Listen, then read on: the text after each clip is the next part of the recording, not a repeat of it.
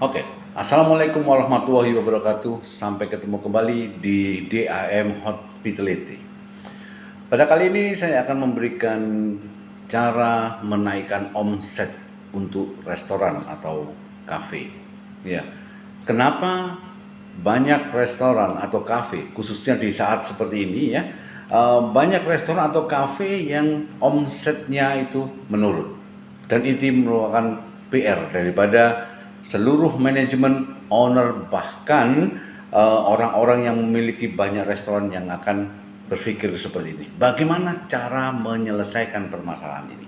Baik, akan saya informasikan bagaimana mengatasi omset yang menurun di hotel ataupun di kafe.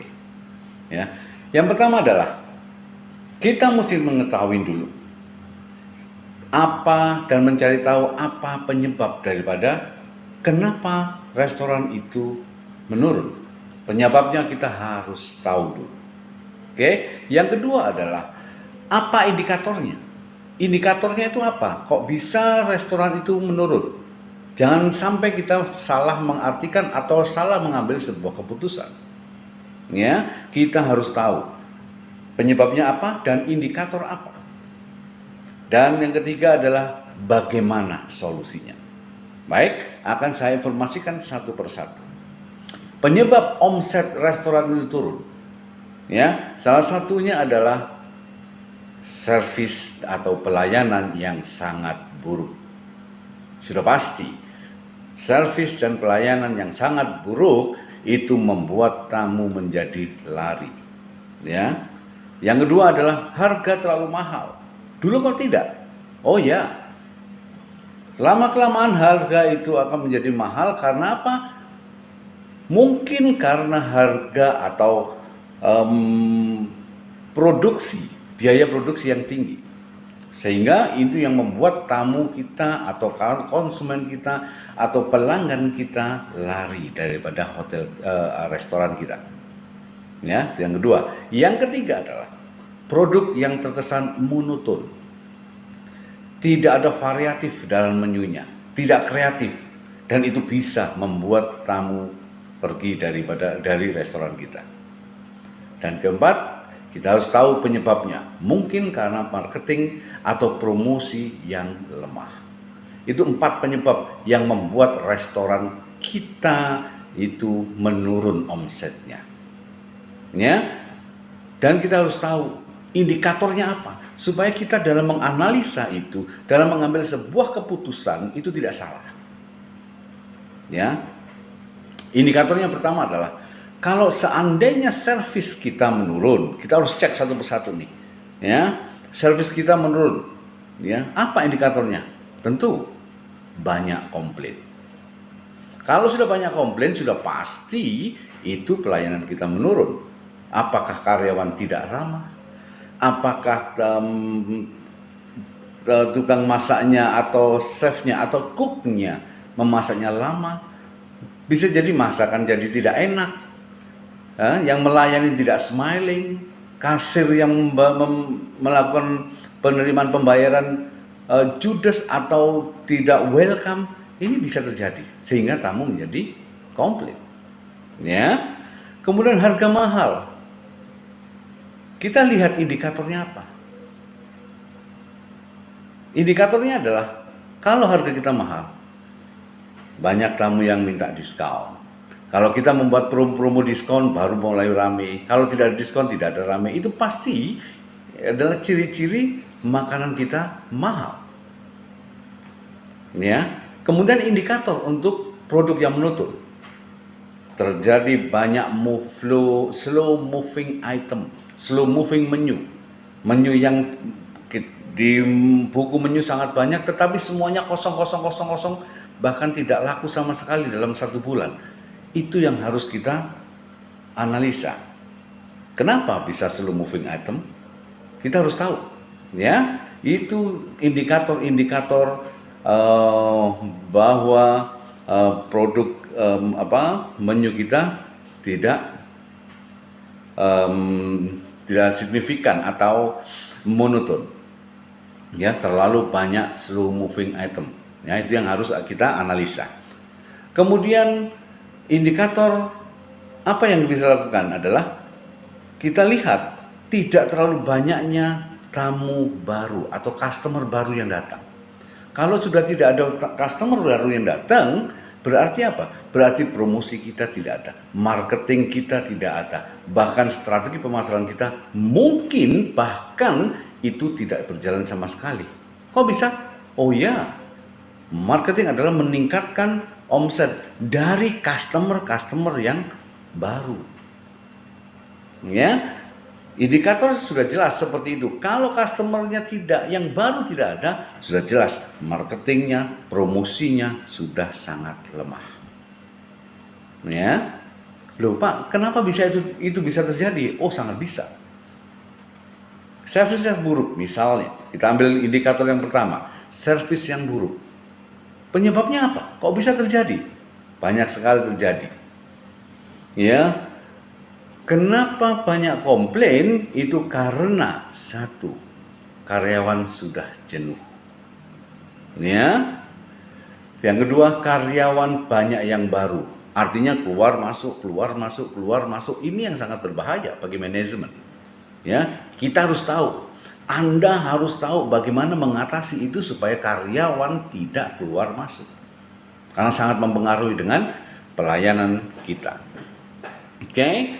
Kemudian apa? Karyawan tidak ada jenjang karir. Ini juga sangat mempengaruhi. Dan mereka bekerja sudah terlalu lama, sangat mempengaruhi. Solusinya bagaimana dong? Oh ya, solusinya tentu kita harus memberikan training, pelatihan, training, dan terus training. Lupa kan bosen ya training. Oh ya, memang itu membuat karyawan kita bosan. Tetapi itu harus dilakukan. Karena apa? Dengan dia training, apakah dia itu bosan atau tidak, setidaknya akan ada refreshment. Setidaknya orang lain atau karyawan kita mengetahui dan terbiasa melakukan itu, misalnya smiling. Meskipun dia tahu smile pasti harus ketemu dengan tamu, kita melayani orang harus smile. Ya, mereka teori tahu. Tetapi kalau tidak dilakukan setiap hari, itu tidak akan pernah bisa terjadi. Ya, kecil tetapi dampaknya sangat luar biasa. Ya, kita berikan reward bagi karyawan yang betul-betul melakukan pekerjaan dengan baik. Kita harus anggarkan supaya apa? Karyawan ada perasaan saya dihargai. Ya, ingat, karyawan bukan biaya. Ingat itu. Ya, karyawan bukan biaya. Karyawan adalah modal kita. Ya, di video yang sebelumnya karyawan, ya, promosi itu adalah investasi perusahaan. Memang orang mengatakan nyari karyawan gampang, ya, karyawan keluar masuk, yes, ya, tetapi ingat, pelayanan tidak akan sama. Maka jaga karyawan kita, training dia dengan baik, berikan reward buat dia nyaman sehingga dia memberikan pelayanan yang luar biasa kepada customer, dan dampaknya customer akan kembali kepada restoran kita. Ya, itu yang pertama. Ya, solusinya untuk servis yang buruk. Solusi untuk harga yang mahal. Indikatornya karena banyak diskon. Ya, kita harus tahu. Harga mahal tentu karena ada harga pokok produksi yang mahal. Ya, itu harus kita cek dan kita harus betul-betul terjun langsung untuk mengetahui berapa harga belinya. Berapa harga kita belanja ke konsumen atau ke supplier, sehingga apa? Sehingga kita tahu persis dan kita bisa melakukan penekanan biaya di sana. Ya. Kemudian apa lagi? Produk yang slow moving item, solusinya ya kita buat menu baru, menu-menu yang kreatif, menu yang kekinian, menu-menu yang banyak diinginkan sama customer. Ya, kita harus kreatif dan inovatif, bahkan kita bisa fusion. Artinya kita kembangkan, kita gabungkan sehingga ada sesuatu yang baru. Ya. Kemudian apa lagi? Tidak ada customer yang baru yang masuk. Itu berarti apa? Promosi kita sangat lemah. Ya, promosi kita sangat lemah dan kita harus melakukan iklan, baik iklan melalui offline maupun iklan melalui online. Melalui online kita masukkan Instagram yang berbayar. Kita undang influencer untuk mereview masakan kita, untuk mereview lokasi kita, sehingga mereka bisa mempengaruhi followernya untuk datang ke tempat kita, dan itu sangat efektif. Ya, undang relasi, undang media untuk food testing. Itu yang online. Yang offline kita sebar flyer distribution kita sebar. Ya, itu kita lakukan terus menerus. Ya, sehingga mereka datang ke tempat kita, mereka tahu ke tempat kita dan mencoba. Kemudian kita buat umbul sehingga eye catching. Ya, kalau Anda lakukan itu, saya jamin 100% omset Anda akan meningkat tajam. Ya, pastikan lakukan, dan Anda akan melihat dalam waktu 3 bulan omset Anda akan naik sangat signifikan. Ya, terima kasih. Semoga tutorial saya ini bermanfaat bagi restoran Anda. Oh ya, sebelum Anda menutup, supaya saya bisa berkreasi dengan baik, tolong bantu untuk subscribe dan komen apa yang menjadi kendala Anda. Komen di sini, saya akan menjawab secara langsung dan share ke teman Anda. Terima kasih, sukses. Semoga Anda mengembangkan dengan baik. Wassalam.